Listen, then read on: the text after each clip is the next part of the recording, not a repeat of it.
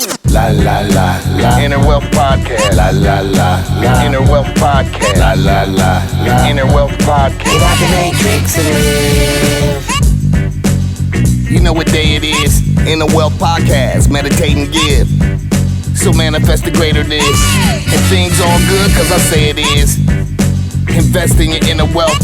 Real generational wealth is mental health. It's an inside game, no toxicity. Let's talk and more listening. Ladies and gentlemen, and now introducing David McCullar, founder of Inception, the first mental health gym. La la la la. Inner Wealth Podcast. La la la la. Inner Wealth Podcast. La la la la. Inner Wealth Podcast. Get out the matrix and live. All right, everyone. Welcome back to the Inner Wealth Podcast. I took a little break, as you know. People been messaging me. I appreciate all the messages and all the love saying, where you at, man? I need some more of that content. That makes me know that, hey, the content that we're putting out is that you find value in it. And I know you're going to find value in this conversation today because I have, when I have conversations with this person, this young lady, I have some great conversations. So let's open up this conversation with Miss Alexis. What up, though? What up, though? Let's get it cracking. You back here from L.A. Yeah. Hey, how is L.A. right now? Because I'm hearing it's some madness going on out there right now. I mean, it's a lot going on. I'm thankful that I am disconnected from it. All is well in my in your spirit. world. Yeah. All is well in my spirit. But yeah, it's a lot of stuff going on. So just staying prayerful over me and mine and over the people that are going through it too. But stay out the way.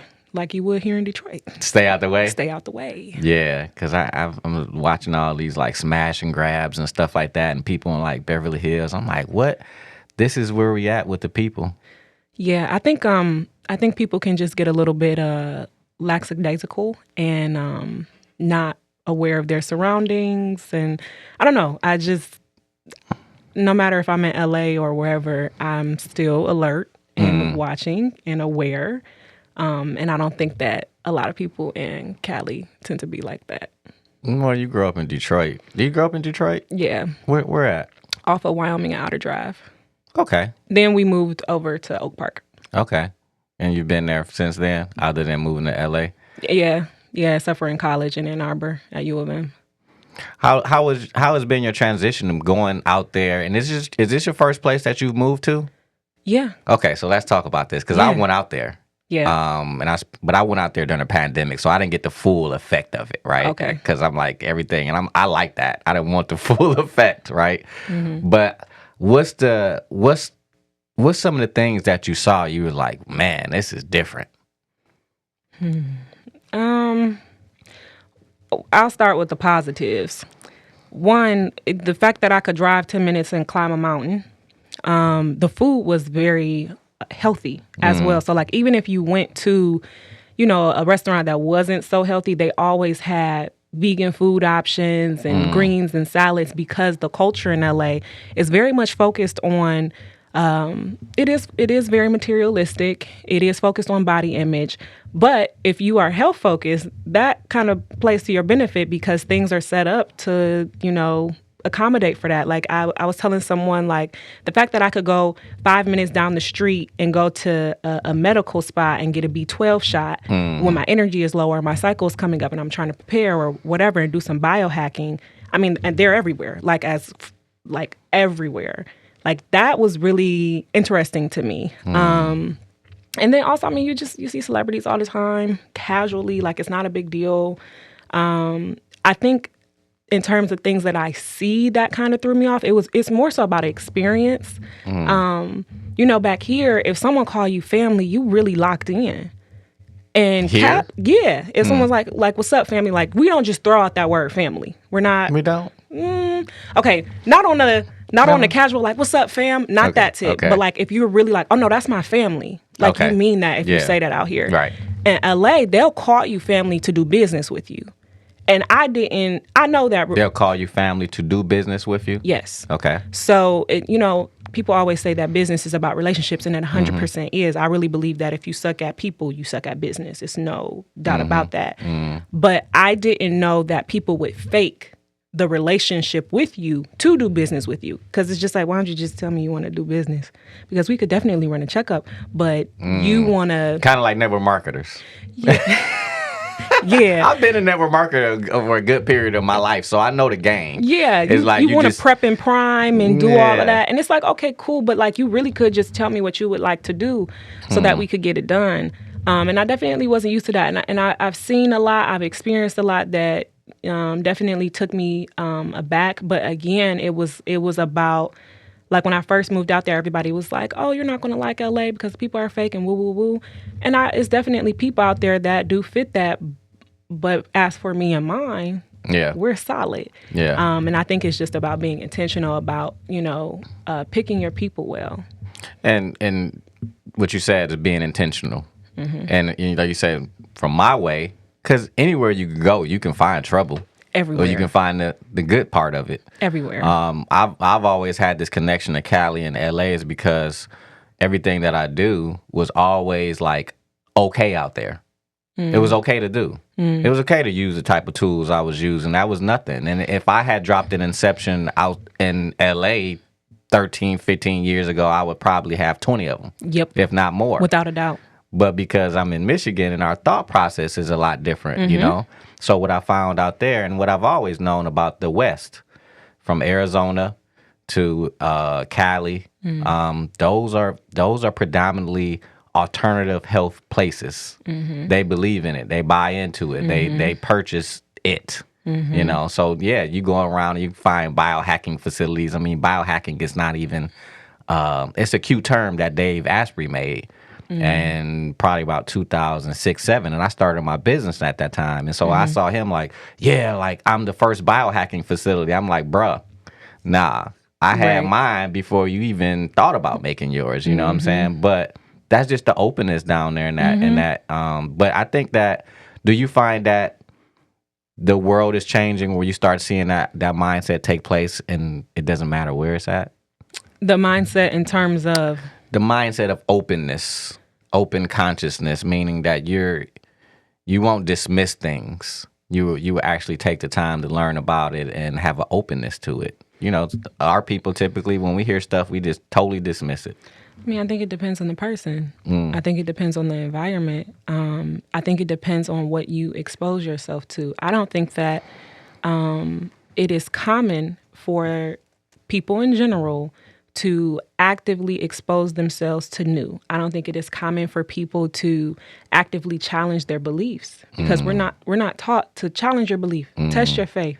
Go take your Bible, take your Quran, take your Gita and test it. We're not taught to do that. So we're actually taught, hold on to what you've been taught since you were 3 years old and never let it go, or you're going to go to hell, or you're not a good person, or you're not this, or you're not that.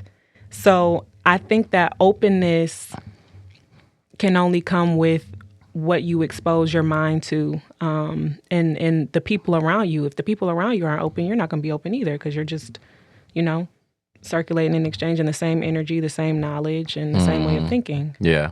I always say you're not a seeker of truth if you read the same stuff that confirms your belief. Yeah. Well, how are you a seeker of truth if you only read things that feel safe to you? Because as you know, like I knew this a while back, but there's a documentary that just came out on voodoo and the history of voodoo. And if you go look at the history of voodoo, like it's nothing like it was conditioned and presented to you. Voodoo was all about the earth and connecting to nature, but they made that a very bad thing,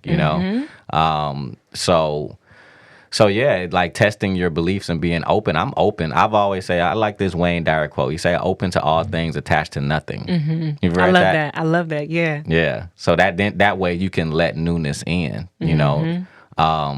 And what are some of the ways that you found yourself you going through this transformation in terms of like, because you didn't always believe what you believe now. So let's start where you used to believe and let's talk about where you are now. Oh my gosh. Well, there is so many different things. I would say the most prevalent thing is probably, my view on God and natural laws. And like, I'm extremely into metaphysics and metacognition and science and all of those things. But those things have only confirmed the truths that have been ingrained in me since I was little. It made my belief in God expand. It made me view him as bigger, more dynamic. It made me understand my connectivity to him, and helped me to understand the world more and how he created it and the natural laws that are set into place that govern this universe. But I specifically remember a time with my best friend. It's her birthday, actually. Happy birthday, Ravi. But I remember being in my room, and I get these downloads, and the best way I can describe it is like if someone took a feather and this feather had a bunch of information in it and like swiped it across my face so I can feel it, hear it, see it, but it's temporary. And I know that I'm trying to get something and I need to still myself in order to hear it.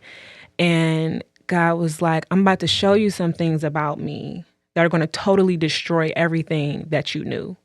And it quite literally was scaring the heck out of me to the point where like I had started crying, and she just looking at me like, "Are you good?" Like I'm like, I don't know what's happening, but something is about to happen, and I'm nervous, and because it was almost like I was feeling what I was going to be feeling in the future. This sense of, okay, wait, so if this thing, this way of thinking is not true, what does this mean? Like, like, is God still who I think he is? And did I do this right? Did I do this wrong? It was a crazy time.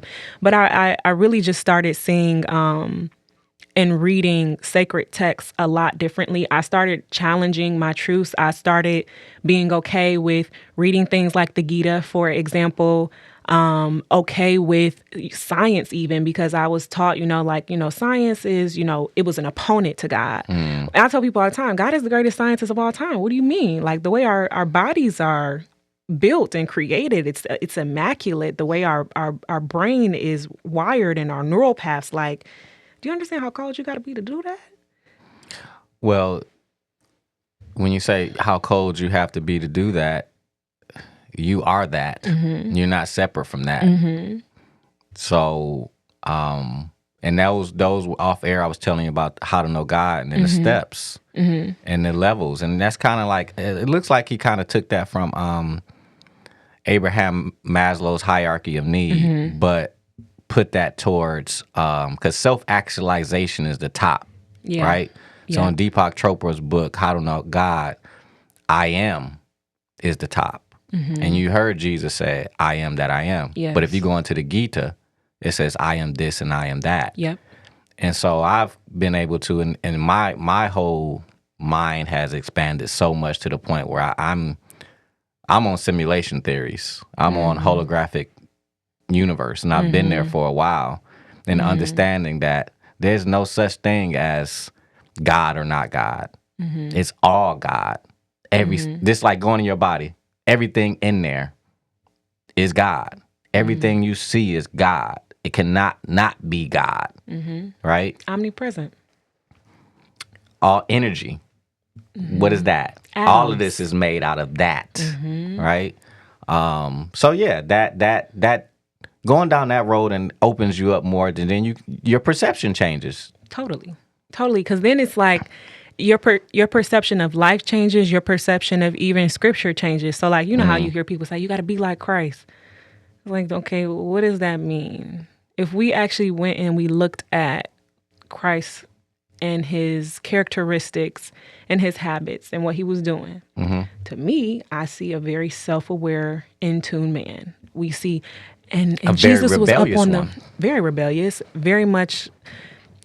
Jesus was up on the mountains and meditating and talking with the Father up before dawn.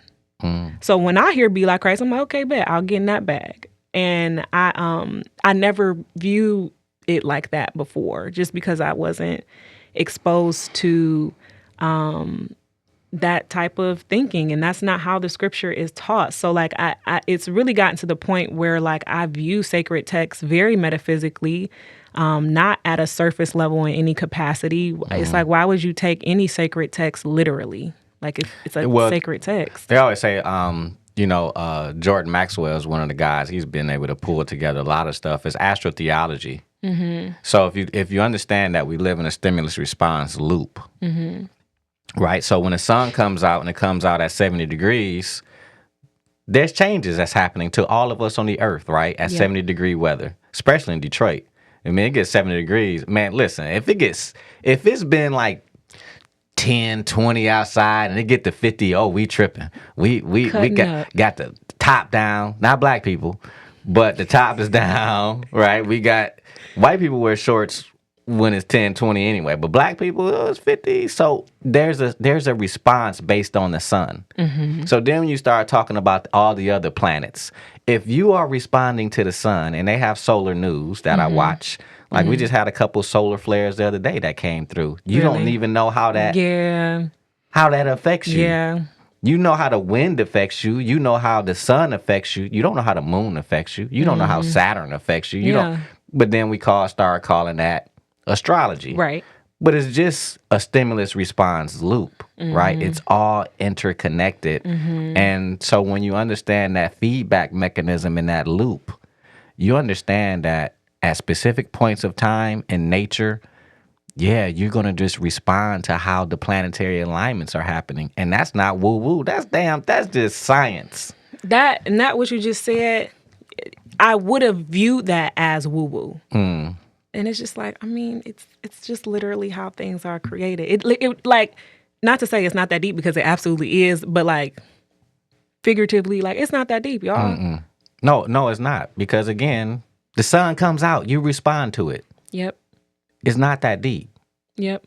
But again, the belief. So let's talk about the subconscious reprogramming, because we know that the conscious mind is probably about what, 4 or 5%. Yeah. The rest is all what?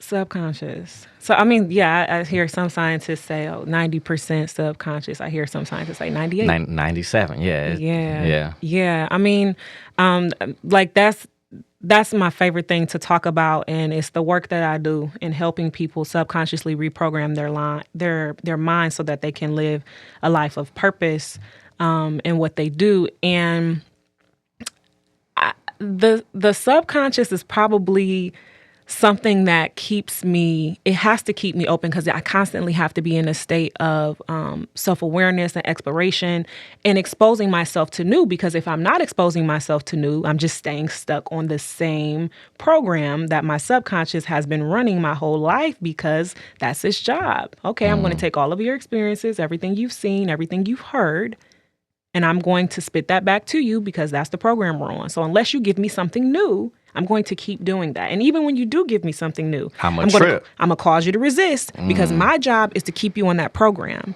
which is why I think subconscious reprogramming is so important, because it's the science behind why it's so hard to start a new habit, or, to go for that venture, or to make that move, because your subconscious is like, no, we don't take risk, because remember what happened when you were 6? And you took that risk? Okay, so let me start putting you in fight or flight so you can start sweating, so that you can consciously reason on why you shouldn't do this, even though this is the exact thing that you need to do. And I think the only way you can work through that is the work that you do, helping people to get out of fight or flight so that they can actually be at ease and tap into that intuition that is connected to the subconscious mind. We all speaking the same language now. Yeah. And it's about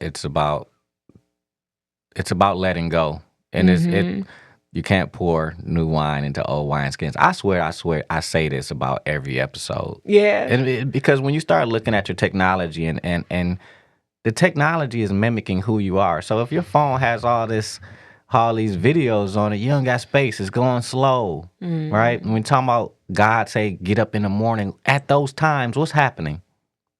Nothing is happening. Silence is happening. You have space. So I find that we're like a layer 1.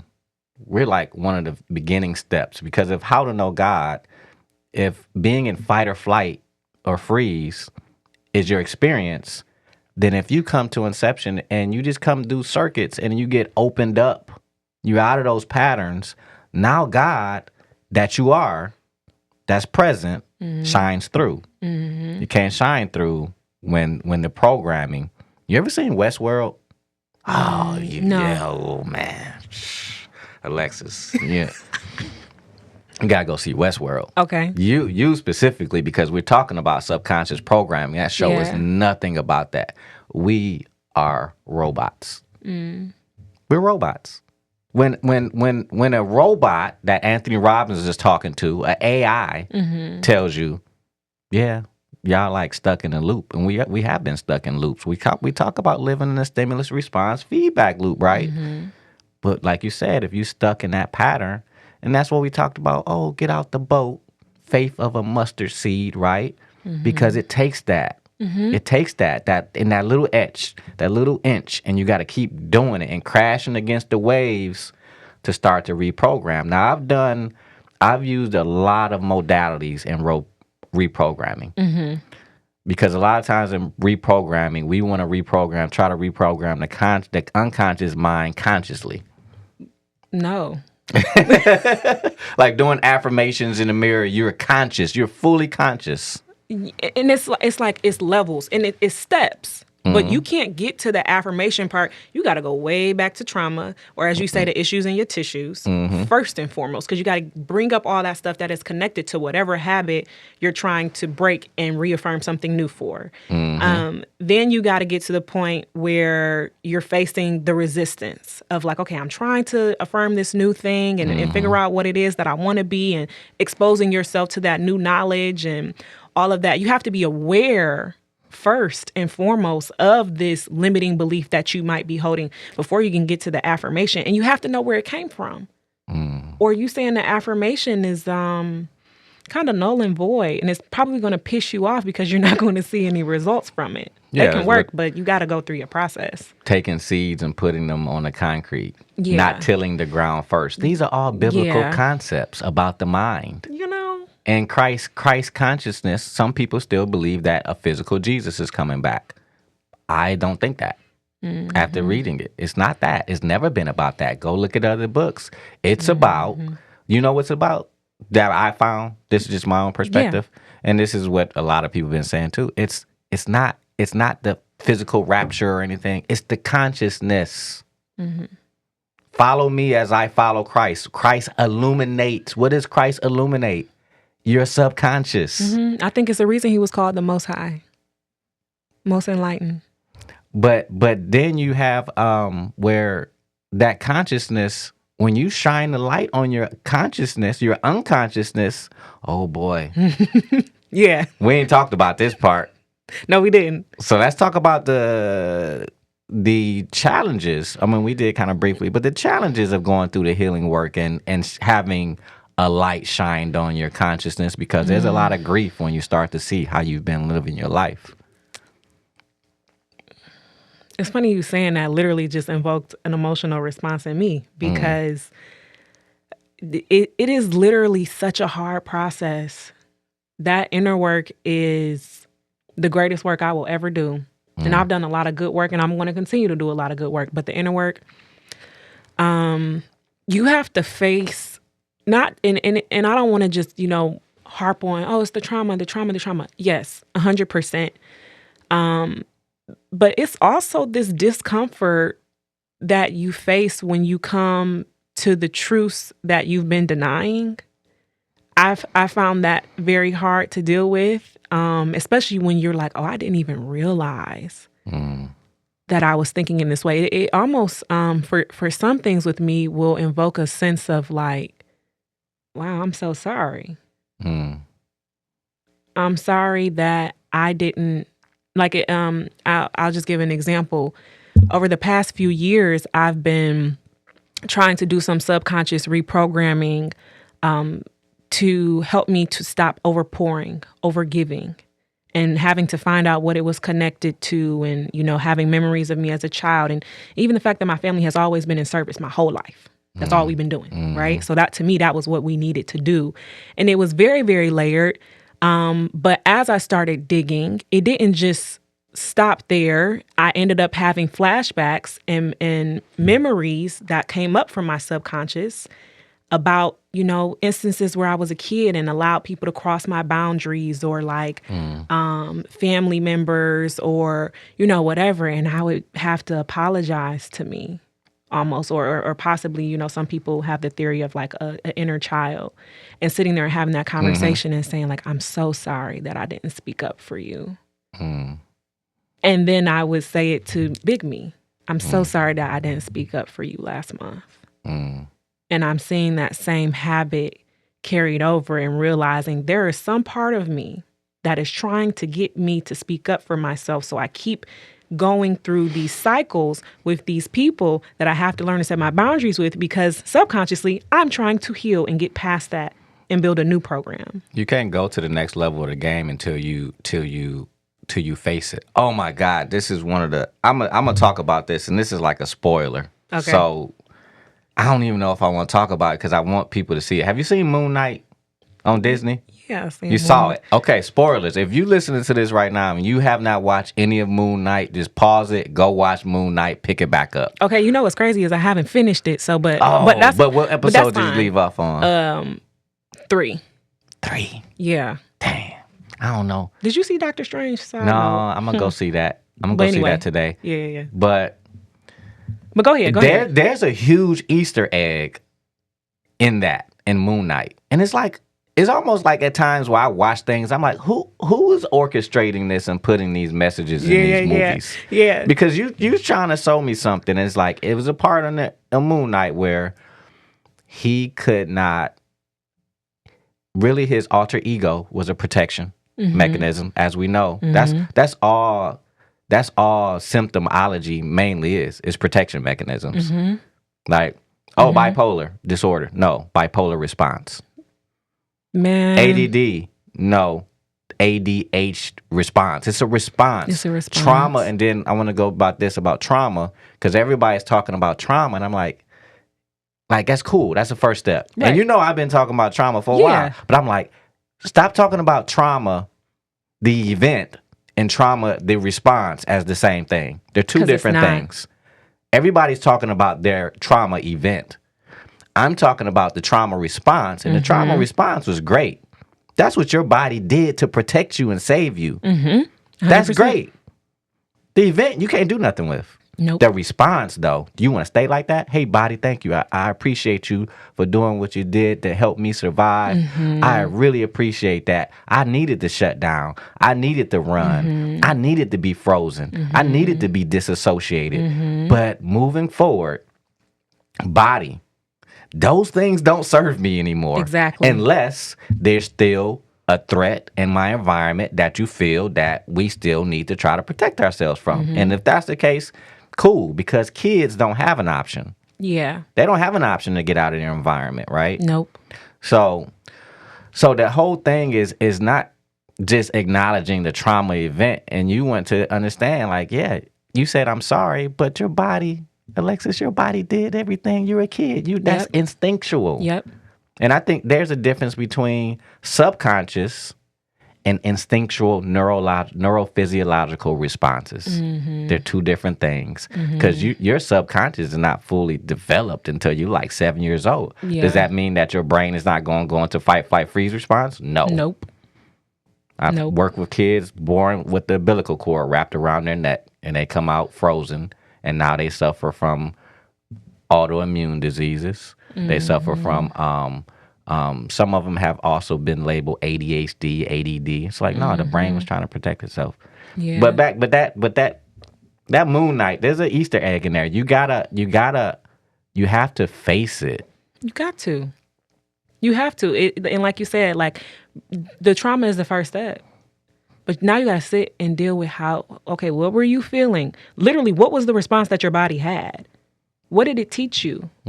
What things did it set into place in your mind? What did you learn from that you've been holding to be true that isn't true anymore? Yeah. Then you can begin the reprogramming.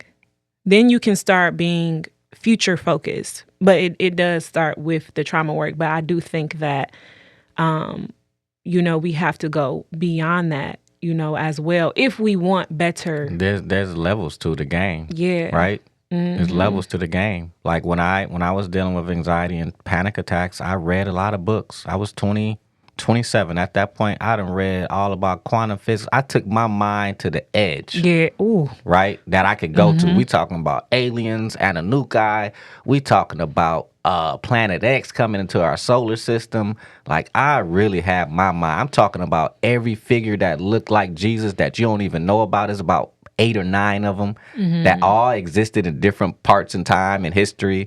We talking about 9/11 truth and conspiracies. I had my mind. I took my mind through the ringer, right, of learning. And you got to process all that. How do you even process all of that, Sometimes right? you get to the point where you got to stop. You got to stop.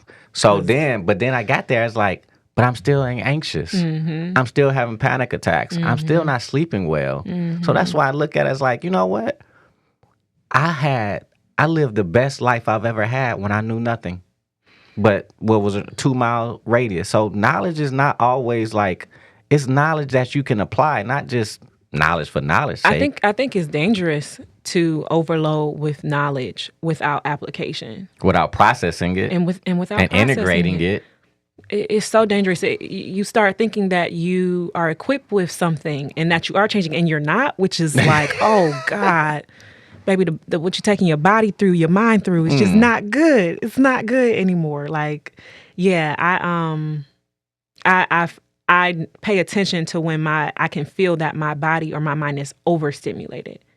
If I am not in the space to apply it, I don't even need to take it in. Because for what? Because it's waste at that point. It's waste. And we're already overstimulated in general, especially with, social media and information. We take in more trauma and information on people that ain't got nothing to do with us. Vicarious trauma.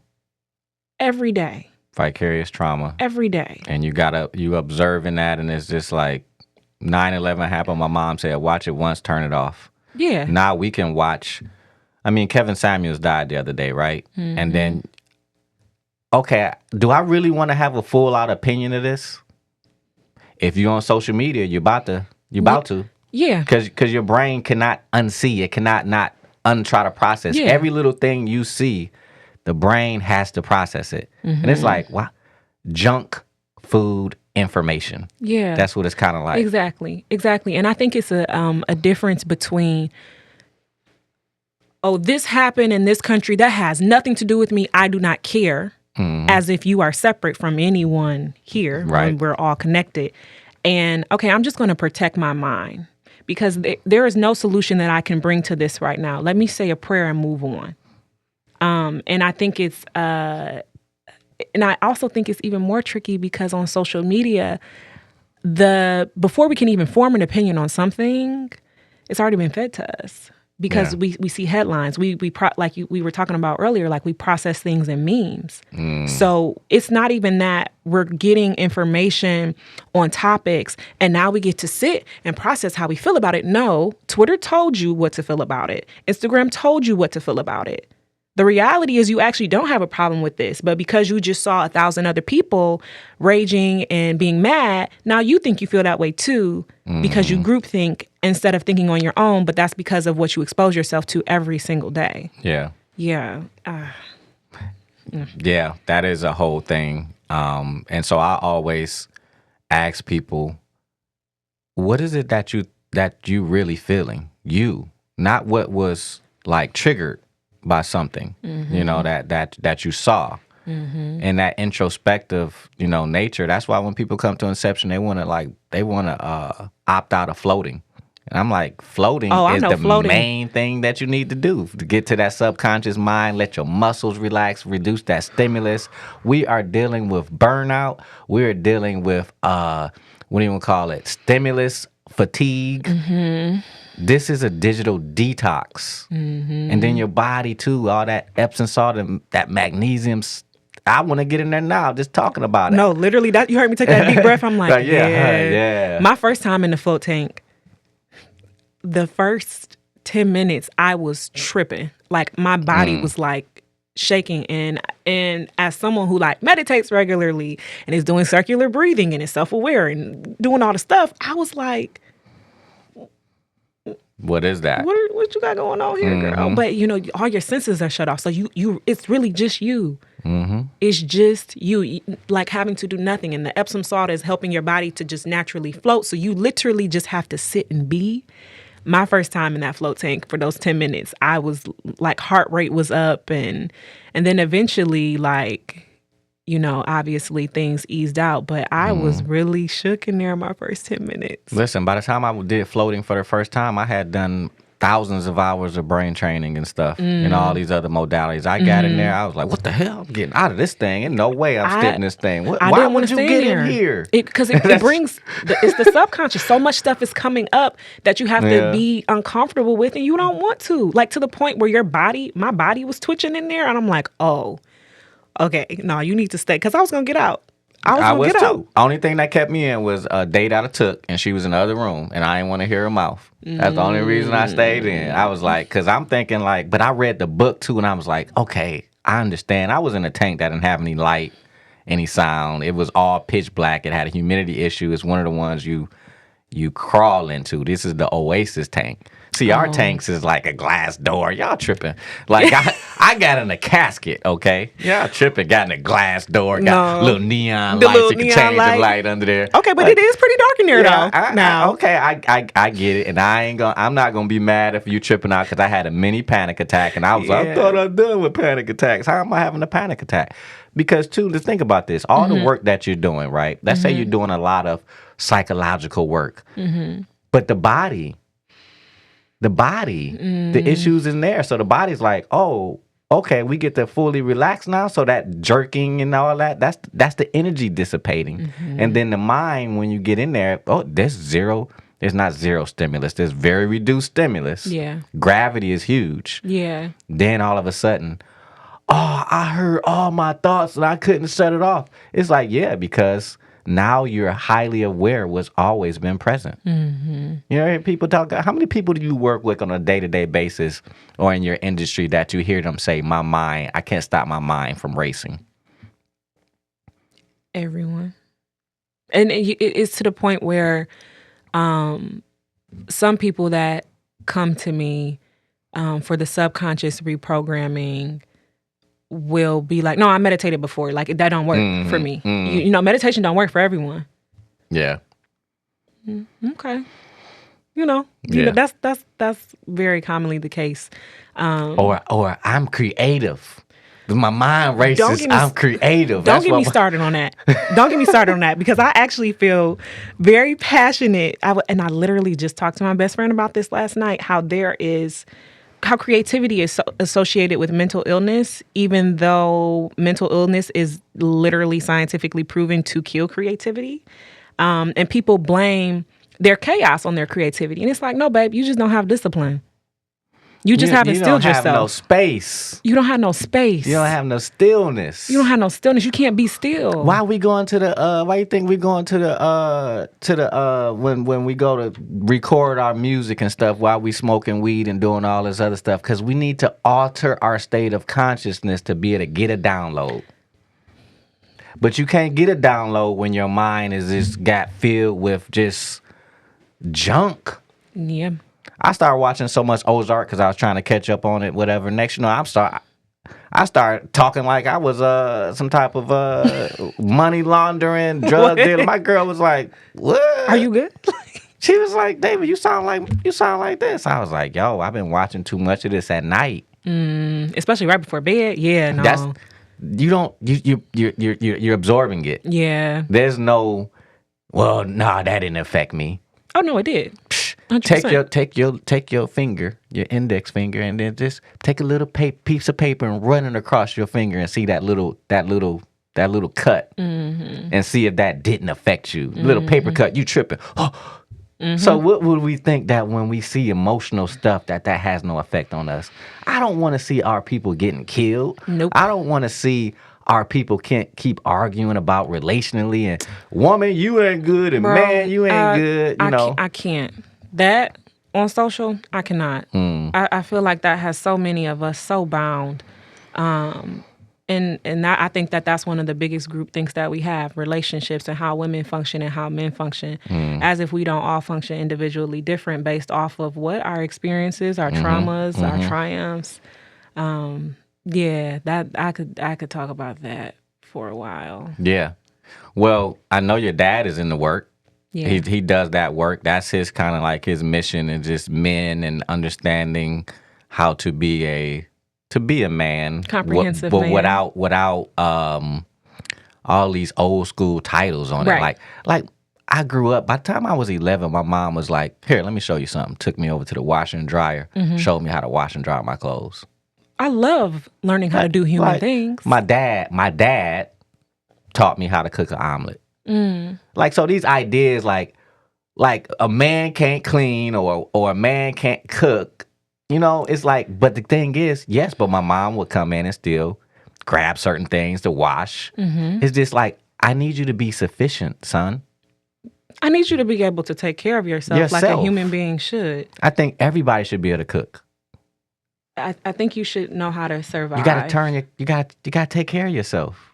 Because it... And it's a skill set now that if I do know how to cook, do you think I'm not going to serve you? If I know how to do something, do you think I'm not going to serve you? Because why are we together if we're not serving each other? Right. What's the point? What's the point? Literally. What is the point? But it's always the argument about what you can do for me versus, somebody who used to mentor me. He said, buddy, if you're not coming to the relationship and coming to a place to give, then why are you in it? I think Anthony Robbins talks about that too, but it is. You come to give. We come to serve a purpose, right? Yeah. If nothing in here, if we don't sit on these chairs, then they're going to be thrown out. Because why are we using them if we can't sit on them? Exactly. Bell Hooks and All About Love, and I don't want to butcher this quote, but in short, she talks about how her definition of love is being willing to use your will to serve another person's purpose. Like, that's not love. You telling me you're committed to my purpose evolving? Oh, you it. Come on over. Because what? You're committed to seeing my highest evolvement. Yeah. You're committed to being present in my process of me being everything that God created me to be. Making sure that I leave this world empty. That's a rider, but that's not what we're taught in today's society. That's not the conversation. The conversation is not around what you can do for someone else. It's about what you can get from them. And I even told a man, he was telling me all these things that he wanted, why he wanted to be with me. And it was all things that I could do for him, which I understand. Like, I understand the value that I bring to someone. Well, yeah, of course, like somebody say, oh, you my best friend. Well, of course I'm your best friend, because look how much I do for you. But the question is, can I say the same thing about you? And that was my question. I said, I really appreciate the compliments. Because essentially what it was compliments. Your mind is this, and da-da-da-da-da. You can do this, that, and the third. And so, like, on the surface, it sounds like a huge compliment. But what I also heard in the process was, this is everything you can do for me. You are very valuable. So I want you in my space. Instead of, I see what you got going on, Lex. I see God in you, and I see what he's been calling you to do, and I see how committed you are to it. And I feel like I could da-da-da-da-da. And I feel like we could da-da-da-da-da. And I feel like our purposes are aligned. That's rarely the conversation based off of what society, in my opinion, is trying to like force in terms of like how relationships and men and women function. So let's talk about that too, the noise. Because we hear whispers of things. Yeah. And I've heard whispers since I was a kid, about certain things before internet was ever created. But now you got the whispers it just amplifies the whispers, right? And so the whispers is much different than what reality is. Your mom and dad are in a relationship, right? They've been married for a long time. Doesn't mean they don't have their issues. My grandparents was married for 60 years. Oh, they had their stuff. You know what I'm saying? They had their stuff. My parents was married for 30 years. They divorced. But at the same time, they put in 30 years. Yeah.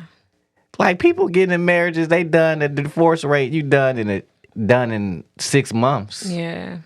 Because marriage became about this thing about like this the way to like get seen. Yeah. You know, for social. Look at my marriage and look at this and look at that. I'm like, if I'm in a relationship, you ain't gonna know. I ain't gonna just be all telling you. Okay. I may say something, but I'm not letting it in. Yeah, no. I think the things that are most valuable to me are the things that I protect the most. So if I have a sacred partnership with someone, I like how you said that. yeah, that because to me that's what it is. Well, that's what the desire is, right? Like it should be life partnership. Because again, because it's to me, it's based off of I'm willing to serve your purpose, you're willing to serve mine. That in itself is sacred. That is beautiful. That is powerful. And unfortunately, I don't remember what I was saying right before that. But yep, sacred partnership. That's my jam. That's my word. Yeah, well, and safe place. Yeah. Because being in a relationship, one, you got to be safe with yourself. Yeah, you can't have sacred partnership with someone unless you have one with you. And back down to how to know God, first level, fight or flight. Well, what does fight or flight, freeze, response represent? Represents a lack of safety. Why is the hood such a stigma about the hood? What is it that makes the hood the hood? You know the biggest thing that makes it the hood? What? Lack of safety. Yeah. And what makes the hood not safe? People not being safe. And then we need to move out of that and go to a white neighborhood that has what? Safety. Everything is about safety. Everything is about not just safety, but two, being able to experience something traumatic, but being able to transmute that and move from post-traumatic stress to growth. Yeah. Right? Yeah. But we're stuck in these patterns. But I think that's these are the first steps. You can't get to relational stuff when you primal. When you're stuck in primal brain. And a lot of people are stuck in reptilian-based relationships. Woo! Listen. Reptilian-based relationships. Explain that. Oh, my God. Because when you're stuck in fight, flight, or freeze, that's your reptilian part of your brain. So when you're stuck in that and your partner's stuck in that, then you're basically just two reptiles. Reptiles who are triggered off each other. You're not. We talked about consciousness. So what part of that subconscious is the reptilian brain associated with that? Yeah, it's all interconnected. Yeah. You know, so yeah, that's what I mean about that. It's just people are they're not aware. That's why one of the things that I think is most important, one of the things that I will teach my daughters and my son is like, before you start trying to get to know someone else, you have to get to know you. Like you have to be to the point where you should be able to know if someone is good for you by how your nervous system responds to them. How is your breathing when they are around? Are you nervous? And I'm not talking about butterflies nervous. No, but guess what I found? What? Those butterfly nervous is the system saying, run, bitch, get some help. Yo, when you can't eat. Okay, yeah, no, that's when you never been on a date or anything and you feel like so anxious and so nervous about something, maybe this person you think is butterflies. Oh, no. That's your body saying, baby, that's some you need to run from that. I think that we actually are taught to ignore the red flags, and that was the lesson that I learned too over the past few years of like we literally every time, and I literally did case studies on the men that I was dating and like took notes. And she did case studies. I'll tell you about this. Yeah. No, for real. And had my friends do it too. I'm like, look, y'all, let's test this, okay? So any red flag I picked up on, even if it was upon the first 10 seconds of meeting someone, I wrote it down. And I think that typically we're like, well, you got to give them another chance. It was just one date. You don't know them. Immediately teaching me that I shouldn't trust my intuition and what I pick up on. And every single time, and I asked all my homegirls, like, and even my homeboys, like, okay, when y'all first met this woman or this man, what was the thing that made you go, And it's always the thing that made them end. It's always connected to it. Always. Yeah. So I would go back on my notes and be like, okay, like, this thing that I saw in the first 30 minutes, it may not have been a big blaring red flag, but it was like foundational for whatever the reason was for the disconnect. And I think that if we paid attention to those red flags, to those feelings, to our nervous system, to the things that, make us just wince just a little bit. That stuff is on a higher level up of consciousness, though. Yeah. You can't feel your feelings when you don't feel your feelings. You can't. When you're stuck in and that's trauma why I'm saying, pattern, like, right? Or your feelings are always so heightened that you can't separate anything outside of like anger or as people are stuck in fight or flight. You can tell pupils are dilated, the voice is raised extra. They're very they think that they're high strung. They say I'm just a high strung person. They start attaching all these personality traits to their trauma pattern and thinking that is them. It's like that ain't you. So when you meet again reptilian, and then too, how the brain wires itself, it starts to see those patterns as positives. Yes. Okay. This is the program we're following. Yeah. Literally. It's so crazy how the programming works, man. It literally dictates everything. It's all based on programming. And I had I posted a quote on my IG that was, I'm going to pull it up too. I thought that was pretty cool what it said. It says, did it go? Dang. No, we are not survival of the fittest. We are survival of the nurtured. However you were nurtured growing up, and the lack of nurturing is a nurturing. 100%. Right? So however you were nurtured, I've seen people who, again, growing up, my parents let my nervous system get challenged, without saving you. Right? In like small little ways. David, go collect the money. Because we used to have a landscaping company. My dad used to say, go collect the money from them. Oh, I'm scared. Why am I scared? Because it's new and I don't know. And I got it. You don't know why. Oh, you're in class. Raise your hand. All those little things, if the brain sees those things as trauma, like you'll start to avoid those things, So how you're nurtured young and the things that just dictates how you're going to be when you get older. Yep. And I used to hear this thing, you can't teach an old dog new tricks when I was younger. I used to hear it so much. I used to hear the whispers of once you adopted a habit that's stuck. Yeah. And then in the early 2000s, I heard of neuroplasticity. And I was like, and so when I did start experiencing anxiety and panic attacks, I was like, nah. I was like, I wasn't denying what I was experiencing. I was denying the fact that I'm not going to stay here. Somehow this happened, I'm going to undo it. That was my thought process, Yeah.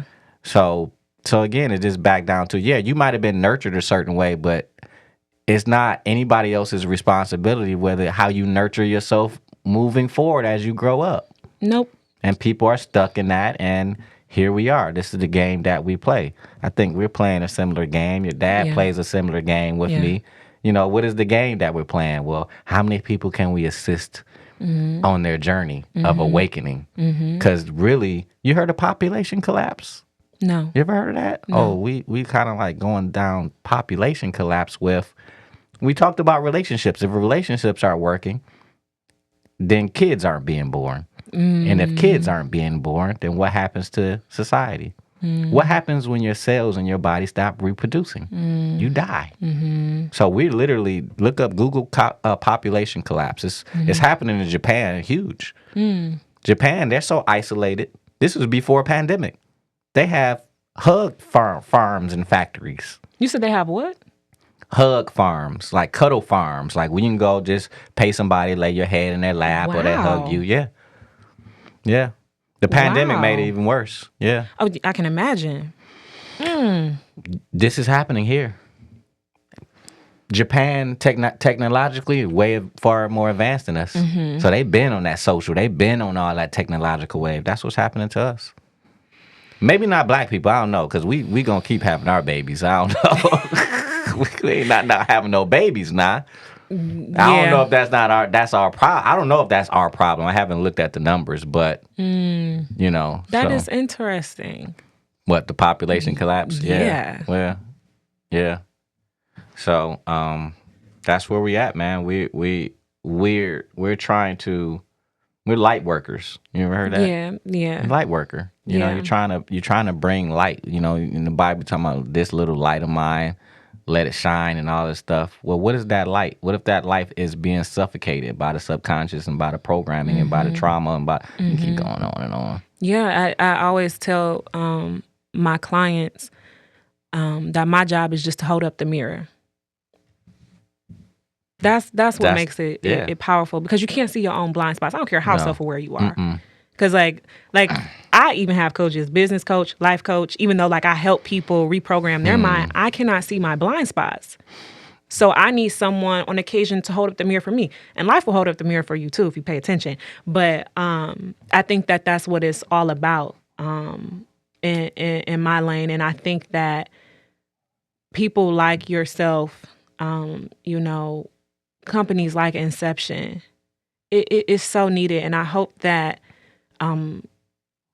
people lean into it, you know, and are just led by that still small voice to become more self-aware. Know thyself. Know thyself and be thyself. Yeah. You remember the Matrix movie? Yeah. Like Yeah. I did like 3 different episodes, Awakening from the Trauma Matrix 1, 2, and 3. And in that kitchen when he was in there with that oracle, who's the prophetess, who's the all-knowing, you brought him to him, and he says he want to know who he is. He want her to tell him. And she said, baby, you see that sign up there? You know what that means? He said, no. She said, that means know thyself. Like knowing you're the one is kind of like being in love. You just know. And the thing is, we're all the one. Nobody's coming to save us. Nope. Now, I'm Jason is a Morpheus. I'm a Morpheus. You're a Morpheus. You say, I just hold up the mirror. All I say is, here's these pills. Yeah. Yeah. Here's these truths.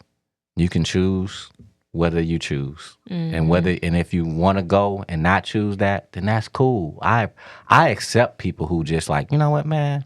I just gonna be who I am. Cool. 100%. I ain't even gotta waste no energy on you. I'm good. Don't try to stop what I'm doing, but just be just do your thing. Yep, because that's them being self-aware in their own sense. Their So, own like, sense, I yeah. am not willing to change. This is where I am, I'm and I not would like ready. to stay here. I'm not, and that is them indirectly saying I am not ready for all of that. And that's cool. It's people bring people in to see me all the time, and they bring in people who are not ready. It's like you're trying to no, that's not gonna work. You can't save that person. You can't make that person. That person has to have the will. Did you ever, in your type of work, and because this is something that is so passionately connected to your being and what you feel led to do on this earth, were you ever in a space where you found yourself trying to like I got this good news. I got this you know, like, so how did you? It started off in the Christian world when I was in the church. I just wanted to tell everybody about Jesus. I want everybody to get saved. So I'm overzealous about it. You know what I'm saying? But then without tact. But when you overzealous, and I caught myself real quick. I'm in high school. I put up a notebook the other day that I had when I was 17 years old. Let my girl read it. I read some stuff to her. She was like, wow. You writing this stuff when you're 17? I'm like, you know what? This was always in me, man. Yeah. You know what I'm saying? Yeah. I was born with a certain level of consciousness. You know, I think differently. But me and my dad, when we first got our technology, the first brain training technology we had, we came back and we was zealous. We thought, oh man, like people gonna be rushing in to get hit, they could get better and stuff. Nope. A familiar pain is greater than an unfamiliar gain. And so even when my clients who did come through the door, I found myself codependent to them at times and being so attached to their outcome. If they, well, I felt anxious today. Oh, let me try to change up the protocols. No. Okay, you're supposed to feel. Right. So now when people call me at Inception, oh, this person here is crying. I'm like, cool, let them cry. Right. Because I understand the process and then I'm not attached to their outcome. Yep.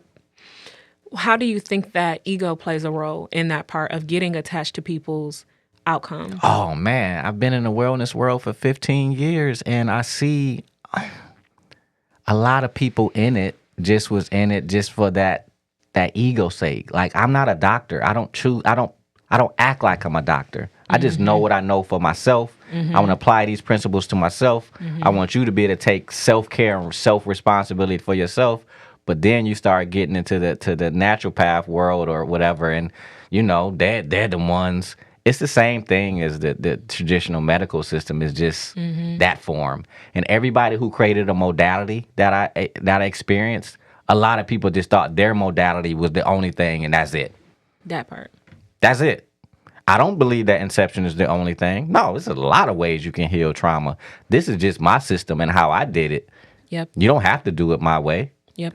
You don't have to follow this system.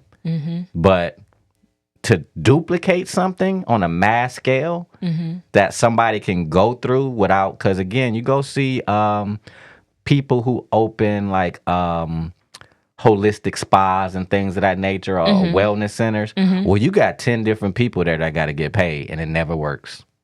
Because everybody needs that client, right? Right. Every person may need those practitioners, but they ain't got money to pay 10 of them. Right.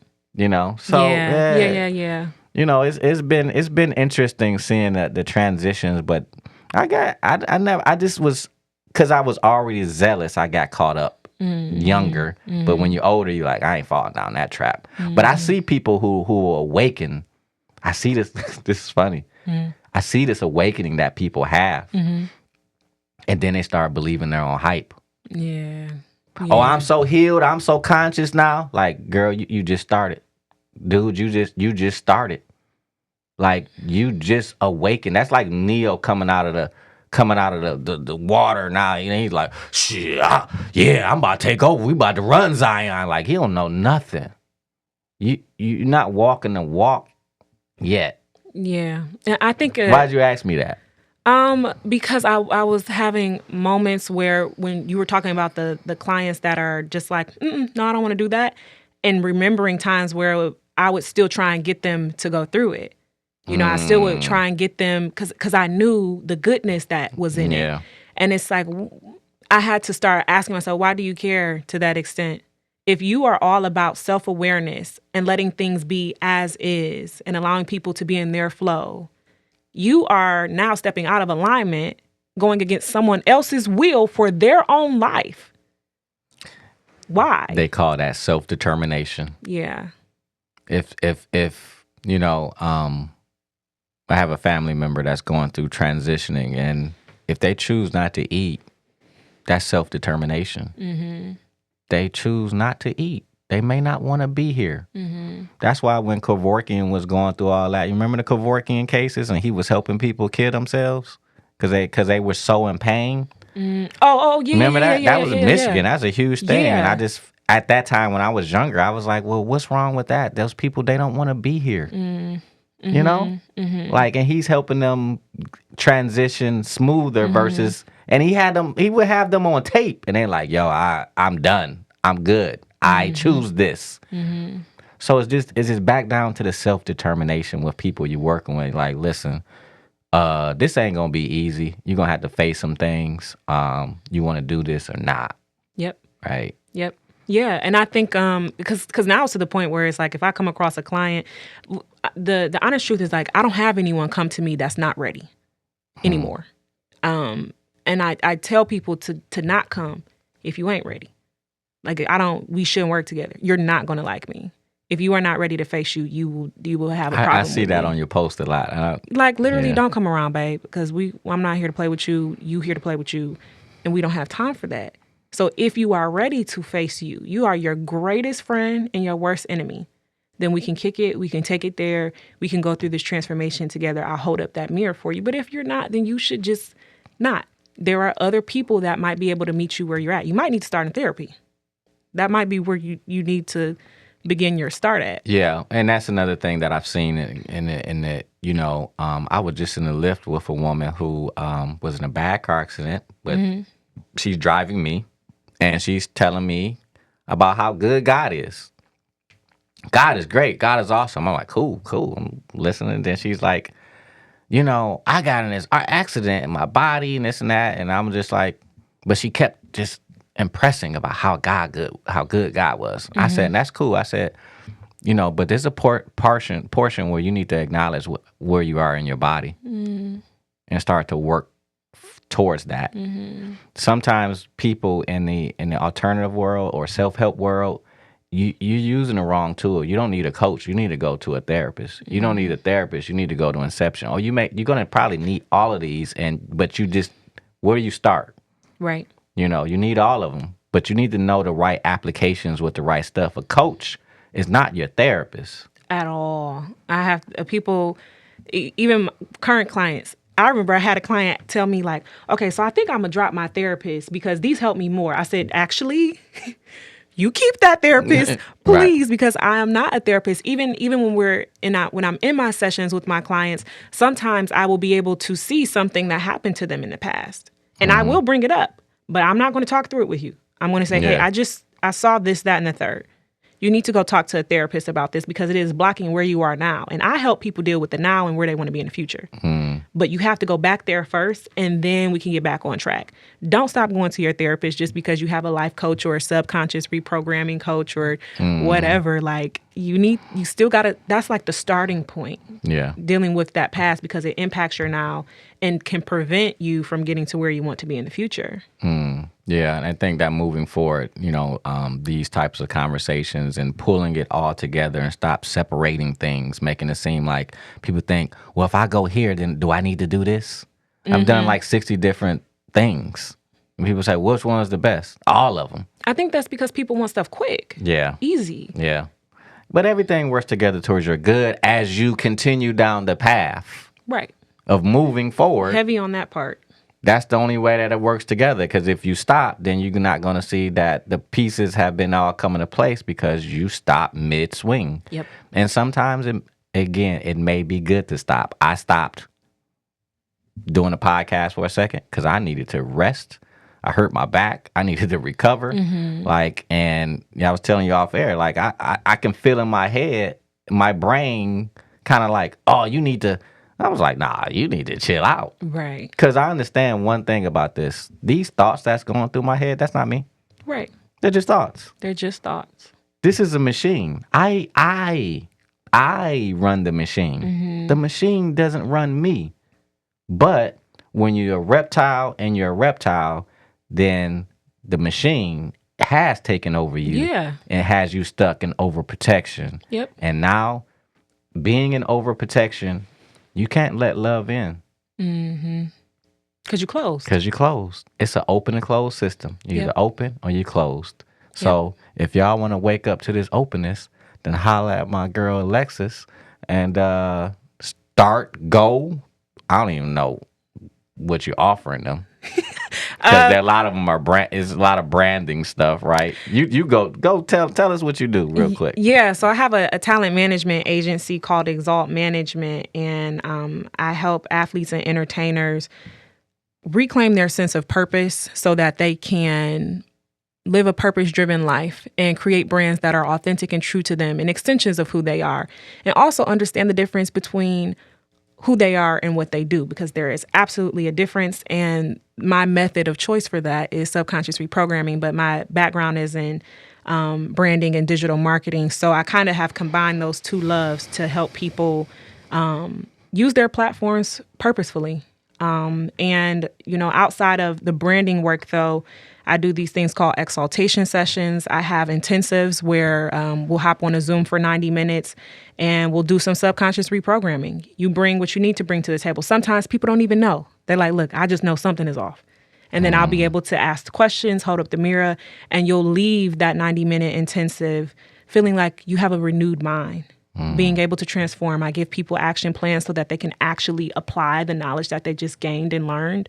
If you guys need to have a brand clarity session, again, it's always going to be from the lens of purpose. We have a 90-minute intensive for that as well. And if you want some really long-term transformation, then I have an Exaltation Accelerator program where we'll spend 12 weeks together. So we'll have weekly check-ins.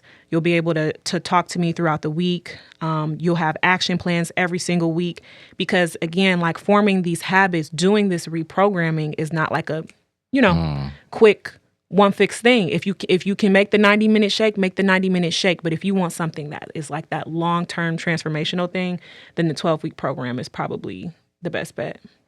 Yeah, and I like how you take this full holistic approach towards, we talking about branding, we talking about, but you're like, what does all this got to do with business? It's because your all business there. can only be a reflection of you. It's all there, and I think that when you came to me some years ago, I don't even think I was called the first mental health gym yet. You weren't, but you saw the transformation that Inception had, but that was because of me. I had to have an awareness about who I was and what I was doing. I had to stop. That part. I needed to move away because I was trying to move away from the whole trauma stuff. I just wanted to have my facility. You come in, you do it, boom, boom, boom, right? And no, that's not what it was. Yeah. Who I always was this work, this trauma-based work. Yep. I just had to bring that back in the fold. And I remember your dad was one of the first people I told to. I said, man, we now call this the mental health gym. He was like, yo, that's awesome. I love it. And I was like, yeah. So, but, I didn't have someone like you. I'm doing it myself. I'm doing my own work. And luckily you're equipped with the knowledge and tools that you need to do that. You had a whole mental health gym that you could tap into as well. But the average person doesn't doesn't even have the awareness to go seek those type of things out. But I love that. So the more aware you became of self and connected to your purpose, the more you were able to go operate in it. And now Inception, is doing so well. Your platforms have grown. Your numbers have gone up. You have, Charlemagne on board and all types of people on board supporting the work that you're doing. And it started with that alignment with yourself. Yep. And that's what I help people to do. Because if you're not in alignment with you, nothing around you is going to be in alignment. Especially if you're talking about branding and business. It's like, why are you even in business? What are you... Your brand purpose, your brand values, your brand proposition, all of these foundational things as to why your business or brand exists.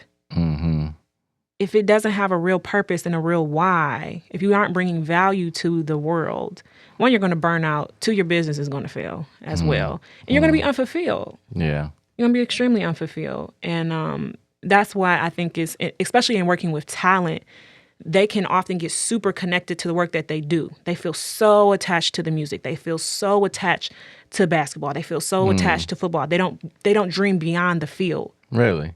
No. Really? Yes, because their identity has been placed in what they do instead of who they are. Yeah. So they're not thinking about, okay, what am I doing after football? No, football is life for them.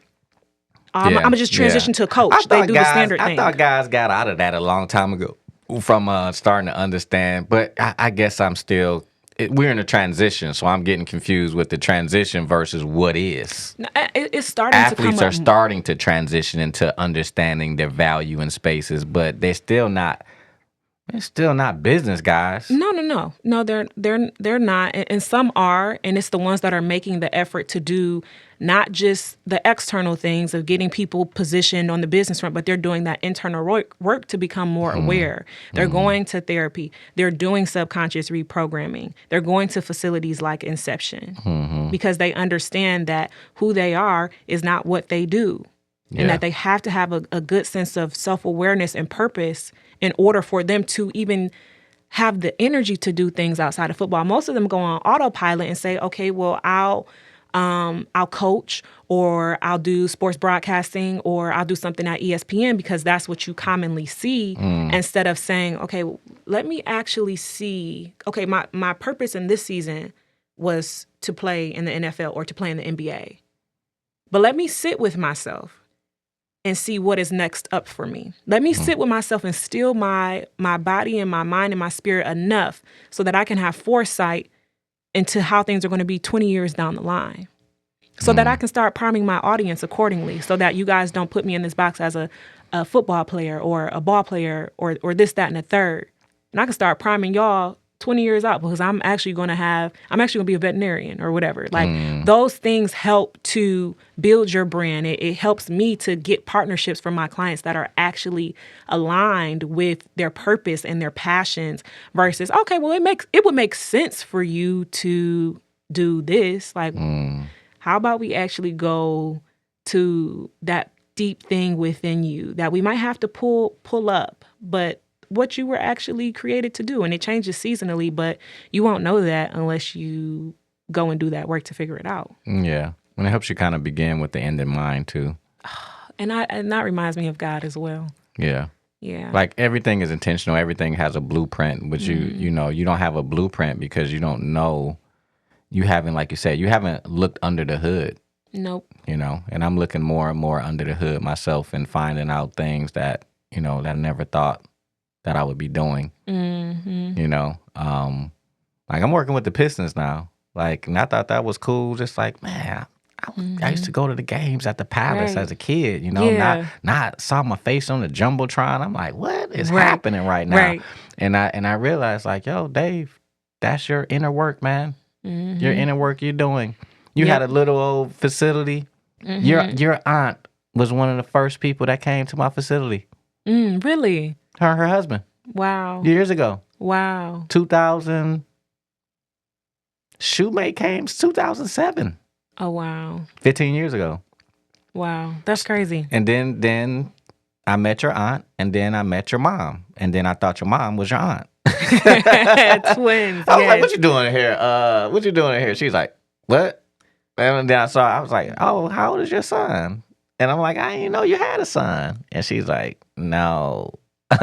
You think I'm a my twin? Yeah. And I was like, oh. Then I met your dad, and me and your dad been connected ever since. Yeah. You know, went to the Poors together, went to high school together. It was not the same year, but we went to the same high school. Really? Yeah, went to St. Martin de Poors. I did not know that. I didn't know that. Yep.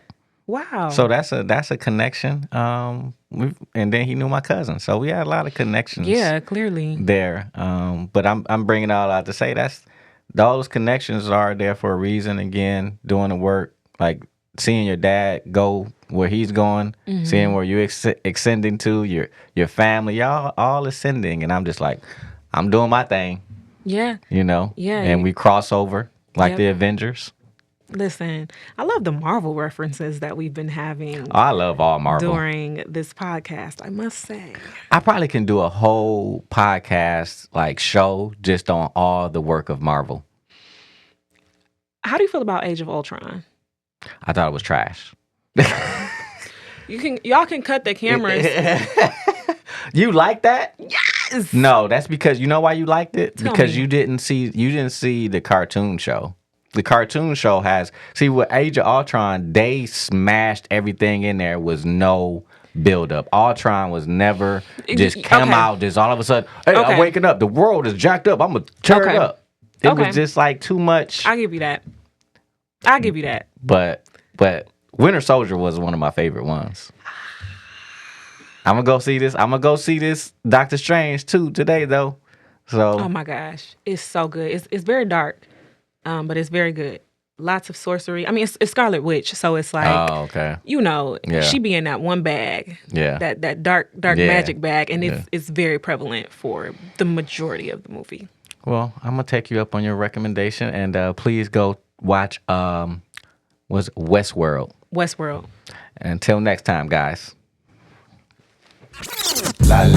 You've been listening to the Inner Wealth Podcast on EYL. Get out the matrix and live. Theme song produced by Be Ready for West Coast Creations. I am Razcast, reminding you to take action, be proactive, be congruent, get out of the matrix, get your mind right. We've automated mental health at inception.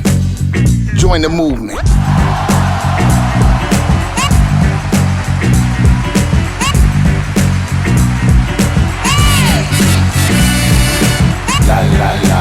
Inner Wealth Podcast.